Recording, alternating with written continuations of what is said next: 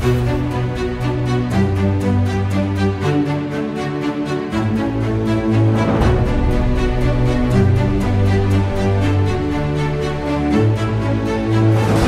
there he goes.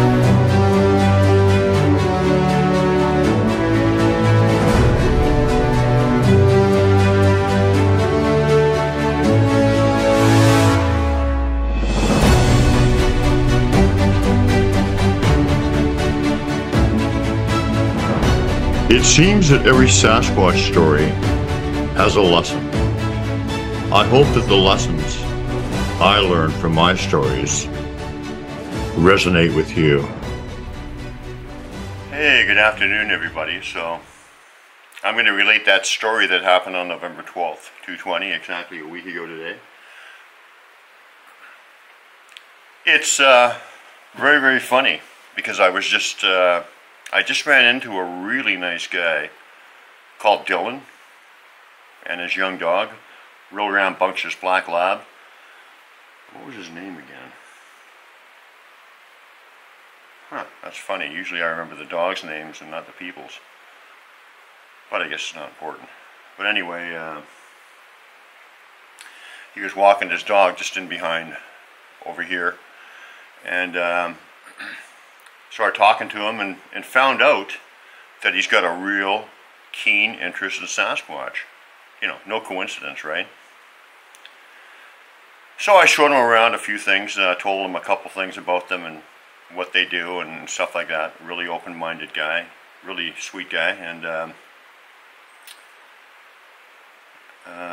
anyway, so I said, I'm going to share the story that I'm sharing with you now. And actually, I wish that I had been recording it at that time, because we were sitting right here, and right in behind there, way back there in the tree line back there, as I'm telling him the story, he heard like let me get a rock or something.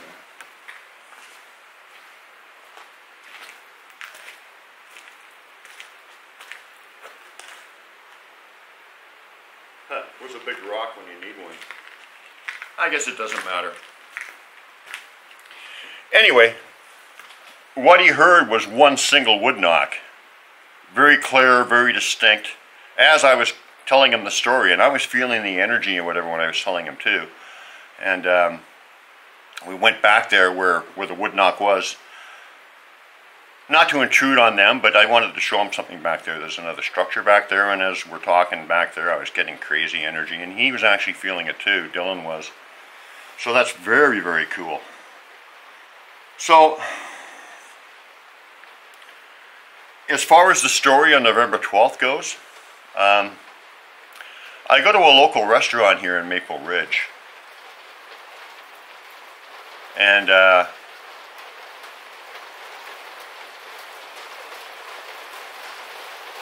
it's a really neat place, this restaurant, because everybody just, you know, we're all sitting around and whatever, having our meals or whatever, but it almost feels like we're all in a family setting in like a living room or whatever, because everybody, there's a lot of regulars there, and even people who we've never seen before, you know, quite often join, and we're all just talking and like friends, you know, and sharing stories and laughing and joking, and it's a real family atmosphere, and I really love it. And, you know, not to mention that the food's pretty darn good too.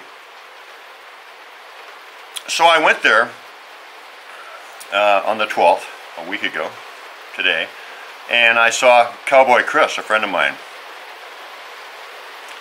And I told him a little bit about my interest in Sasquatch, and once again, he's got an interest too, and this guy's got a really good energy about him and whatever, and the kind of guy that I think the Sasquatch would be interested in, and the kind of guy that I don't mind bringing here, because I don't want to bring anybody with ill intent or bad vibes or something. You know, I mean, they can take care of themselves, the Sasquatch. That's not the issue, but you bring a bunch of bad people in here, and they kind of like, you know, why are you bringing these guys in here? I know they have backed off from friends before who, not intentionally, I suppose, because, you know, you wouldn't want to do that intentionally, but brought people in here and then, these people were not good people, and they kind of backed off from him for a while. So, you know, what you do reflects on you. And I'm not saying that they judge you, but it's better to only bring like-minded, kind-hearted, heart-centered people around the Sasquatch, because if for no other reason, because they won't connect with you if you're not like that anyway, not on a meaningful level. But anyway, so Cowboy Chris and I come in here, and as we're driving in, I'm telling him, you know, if my intention was to find footprints and tracks, I could find them virtually every time in, such is the abundance of them. What we got there? Is that my raven friend? Oh, okay, anyway. So, you know, such is the abundance of them. And, oh yeah, there he is. Hello, buddy. You're interrupting my story, but I do want to say hello to you. So, this guy's a tracker. And, you know, I figured, you know, who better than to see what I'm talking about than this guy. I didn't know that until we were heading in. Once again, not a coincidence. And he's also in a lot of mushroom clubs where he takes pictures, or they take pictures of mushrooms and they post them to the group. And, you know, people give their opinions on if they're edible or whatever, or just general information on them, or if somebody's looking for a certain kind of mushroom, that kind of thing. So he's also looking for mushrooms and very keen on finding mushrooms. So, as I've mentioned many times before, the Sasquatch can read your mind, they can read your intent, they also know your strengths and weaknesses, and they work with you according to them. So, bear in mind this guy's a tracker, so paying attention to everything on the forest floor before him. And he's also interested in mushrooms. So, at this point, everything unfolded right here in this particular location. He found the tracks in an area close by, but we had moved over here and we're walking around, and Cowboy Chris suddenly spots this branch, snap branch, excuse me, lying on the ground, and it's got mushrooms all on it, whatever, growing out of it, which is, you know, that's fine. But he looks at it and he says, this did not come from here, and he's a pretty intuitive guy, he's already getting suspicious, because he knew that it didn't fall there naturally. It had to be carried in by someone or something, because it was a birch branch. And in the area it was, there are no birch trees. So it couldn't have fallen directly down. Somebody had to place it there. Sorry, excuse me. And, you know, from my experience, that's what the Sasquatch will do. They'll give you something that you will notice and see if you can clue in. You know, he's interested in mushrooms. He saw it and automatically started thinking, something's going on. So then we're moving on and we're walking in behind this area here.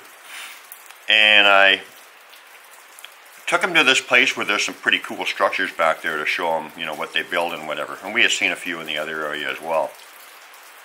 So we're looking at him, and in order to access that area, you have to walk around a fallen tree that kind of covers the entire area back there, and there's just a little area at the tip of the tree where that fell, where you walk around and access the other area where the structures were.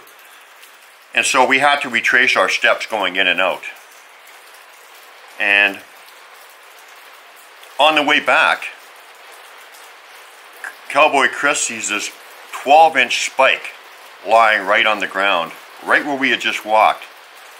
And I didn't notice it. Well, I didn't have my glasses at the time. I only had readers. I just got these beauties, these prescription ones today. And you know, and plus I may not have noticed it anyway, because he's a tracker, so they knew he would notice that. Once again, playing to his strengths. So he saw it and he said, this was definitely not there when we came in, or when we went there, or just, you know, as we passed by just minutes before. And of course, you know, there was nobody else around. You know, a hairless human variety anyway. So he swore up and down, this was definitely not here. There's no way that the spike was here. And so he picked it up and we took it with us. Oh yes, and another point, and this was something that really hit deep to Chris, because maybe I'm jaded and tainted, but I've seen so many rocks that they have left behind, including my amazing gift rocks they gave me, and just different rocks with faces and stuff on them that they just prop up in different places or place in different places, you know, for whatever the reason, just to see if you notice, or as gifts, or a multitude of reasons. Oh, here comes the rain. And the face looked like a bear or a wolf maybe, and Chris felt a connection with this rock because, you know, as a tracker, he felt a connection with those animals, and so it meant a lot to him. And he, every time we went over the story, you know, that day, he always said, don't forget about the rocks, they really affected him, or the rock. So that was personal to him. And like I said, I'm kind of jaded with the rocks, which is not good, but wow, listen to that. Yippers, I love it. So that rock face thing that was left there was personal for him. And anyway, so we end up going back to the restaurant where I saw him initially to drop him off, and then we decided, well, I was going to have a bowl of wonton soup, and he had something or whatever. And we see this guy Rick in there, an older fella, who I had just met the other day, and a nice open-minded guy. And we were actually outside the restaurant talking about his, he had a Chevy, one of the smaller Chevy pickups with the 454. I think it was a 1979 or something. Amazing little truck, and we were talking about that, and I just got to meet him. I thought, wow, what a great guy. So anyway, we're there again after being here. Chris has the spike with him or whatever, and start striking up a conversation like we always do in that restaurant. It's just like I said, like a living room. Everybody just sits around and all friends talking, laughing, chatting, joking, you know, harmless sarcasm, that kind of thing, you know, just having fun. Geez, I hope you can hear me above all this rain, but anyway. So we start telling Rick about what we experienced, about the branch with the mushrooms on it and the significance of it, as I saw it, and as Chris saw it, because he perceived what I was perceiving too. He wasn't, he was a quick study, and he could see, yeah, something definitely going on here. And so we're telling him the story, Rick, and I said, hey, Chris, show Rick this spike nail, this 12-inch spike nail. So he pulls it out and hands it to Rick, and Rick says, you will not believe, he said he couldn't believe it. He said, you won't believe what I was just going to do after I left the restaurant here. I was just on my way to the hardware store to get 5 of these exact spikes. He had a project that he needed them for. The exact same 12-inch spikes. And, you know, and when he said that, even Rick was drawn in immediately. I mean, you know, he knew that, well, okay, there's something incredibly weird going on here and wonderful. So he was kind of drawn in. And, you know, think about it. The Sasquatch already knew that Rick was going to be there, why he was going. He knew that Cowboy would find that spike, show it to Rick, tie him into it. It's just amazing how diverse and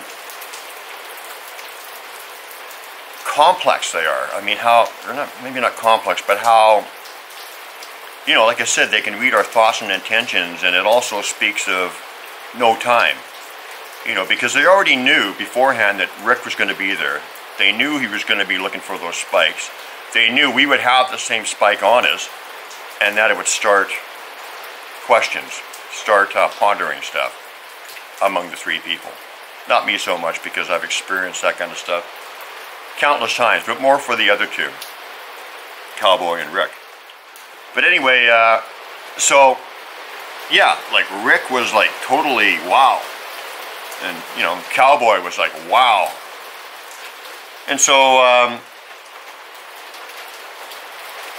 they were just closing up the restaurant, and we're just getting in our last few words, and I said, hey Rick, let me tell you this amazing story that happened to me before you leave. And so I started telling him about a story that I've shared with you guys before, I think on YouTube, somewhere in the videos. And it's a story about a personal glyph that I found that had my signature, which I designed, and they started using in the glyphs, and 4 or 5 other clan signatures, all woven in together, and with a roof of protection over it. And it was one of those glyphs that as soon as I saw it, instant knowing. And it meant that you are connected to us. You are family. We love you. We are protecting you. It's a really beautiful, powerful message, and I got really overcome with emotion. It was, I think I was probably weeping. It was so powerful and beautiful. And it was really exciting. And in those days, I took a lot of pictures. I probably took 160 pictures that day, believe it or not, like of mushrooms and leaves and trees and moss and Sasquatch stuff, and just you know, I have an eye for photography, or I have a love for photography. Definitely don't know if I'm any good at it, but I have a passion for it, and I like sharing everything with you people and with people who are open-minded and want to learn. So, like I said, I took maybe 160 pictures that day, including the personal glyph one. So I got home and I put all 160 pictures on Facebook, and I got online with my girlfriend and another friend of mine who at the time had a real passion for the glyphs that we were finding, or I was finding.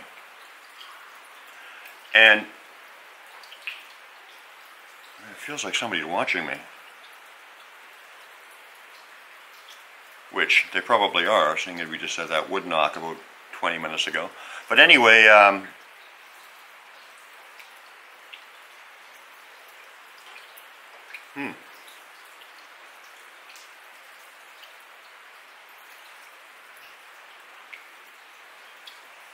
that'd be nice when I get my hearing aids back, probably next week or soon, and then I'll be able to hear more. Feeling's not a problem though, the energy. But anyway, so I got on there, and I'm talking to this fella who was interested in the glyphs with me, and he immediately saved that particular picture to his hard drive. He saved most of the real good ones there. So he had it on his hard drive. I had the picture on my Facebook page with the other 159. And I was talking to my girlfriend and this fella at the same time. We're discussing the glyph and what it meant and how excited, and you know, like a breakthrough in communication or whatever, or at least a really powerful personal message. And so, like I said, I had it on my actual camera, the picture. I had it on Facebook. It was in my girlfriend's chat box, and it was in my other friend's hard drive. Within 5 minutes of talking about it, all of a sudden I noticed, hey, where's the picture? I couldn't see it on Facebook anymore. Well, the other 159 were on there. My girlfriend checked her chat box. It's gone from there too. My friend checked his hard drive. Gone. Only picture gone. As with my girlfriend. That picture exclusively. Checked my physical camera, and every other picture was on there, but that one was gone. So they removed that picture from 4 separate devices. And I figured out afterwards, very shortly afterwards, well, it was for me. It was personal to me, and they wanted to teach me a lesson. I don't think it was so much that they didn't want me to share it, but they wanted to teach me a lesson of their abilities, and like I said, it was personal for me, so I guess that was also a lesson. So I'm in the midst of telling this story to Rick before he leaves excuse me, the restaurant. And at the same time, Cowboy's going through all his pictures and looking at them and trying to find some pictures to show Rick as well. You know, to kind of tie into the story we were telling him. So he's going through his camera at the same time. And so I said to Cowboy, as we're talking, I said, hey, find that picture of the branch with the mushrooms in it, because that was kind of how everything started. So he's going through all his pictures, and I seen it. He went through them about 3 or 4 times. He had a phone camera, like most people do. I actually have a physical one. But, and he's going through them. He said, what the heck, man? It's gone. He couldn't find the picture. And, wow, like, okay. I'm just talking about them removing pictures from cameras. We're talking about a specific picture that we want to show Rick. And as we're going through them, that particular picture is gone, and all the other ones are there once again. And I distinctly remember Cowboy taking the picture, and you know, when you take a picture, you see it, and then it's saved, and you move on, whatever. But the picture he definitely took. So the picture's gone. Absolutely gone. And so I had to check it out myself, so I'm going over and over the pictures. I went through them about 6 or 7 times too, and sure enough, that picture was gone. And then on about the 7th time we went through them, and 100% this picture was not here, because we looked at all of them a number of times. On about the 7th or 8th time we went through them, suddenly there was this distorted kind of picture that showed up on the camera. And I'll share that picture obviously in this video. And we looked at the sequence of pictures because, you know, with the thumbnails you can kind of tell the sequence of the day. And we figured out that this distorted, weird picture was without question in the exact spot where the initial picture he took was of the branch with the mushrooms. And then once again it was totally gone. Then this picture just shows up after the fact. After it wasn't there, to be specific. And that's, you know, that once again, that's not unusual, because I've had some instances where the Sasquatch have taken pictures with my camera, or weird stuff like that, like identical stuff has shown up. And not only me, I've seen other people have the same thing, so it's not unheard of. I don't know if it's common, but it's not that unusual. So that happened. And you know, I'm sure that I'm missing a few things, a few subtle points or whatever, but basically what was going on is the stuff that they were doing, they were customizing according to Cowboy's strengths, which is a tracker and of observation and being out in the woods and whatever. So, you know, they specialized or customized, like I said, what they were doing suited to his strengths, like I said. Which is very, very common, which is what they do. They teach me according to my strengths. That's why so many people have so many different experiences, because they're customized for them. So, at the end of the day, I gave Chris a ride back to his place, and we're sitting around talking by his truck, and he sells bikes and stuff. He's kind of like one of those guys who gets stuff for cheap at yard sales, or at auctions, or the container bins, or whatever it is. And then he sells them, and he kind of makes a living doing that. And so at this point he had 3 bikes in his back of his truck. And we're just standing there beside the truck outside, but not touching it or anything, yakking, and all of a sudden we heard a big crash, and one of the bikes went from a very stable position in the back of the truck to completely overturned. And we just looked at each other and said, what the F was that? Now, that's that's not a no-brainer, because hey, I guess possibly it could have turned, but it didn't feel like it was natural, and we both didn't think it was. So just remarkable, just remarkable that, when you think of how complex and an understanding of what is going to happen and what is going to occur and how they set up situations and meetings and tie everything together. I mean, this is a classic example of that, because to me, the spike was specific for Chris to find because of his skills. This fellow Rick was going to the hardware store to get the exact same thing that Chris found.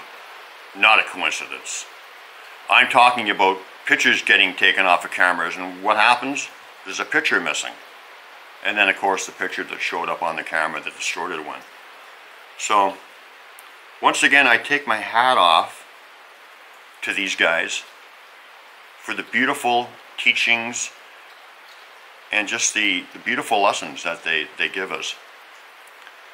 And I'm also grateful, when I was telling this other guy the story, who was just here, that they gave us a wood knock in acknowledgement.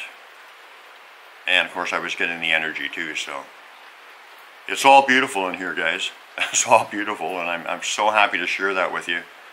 And I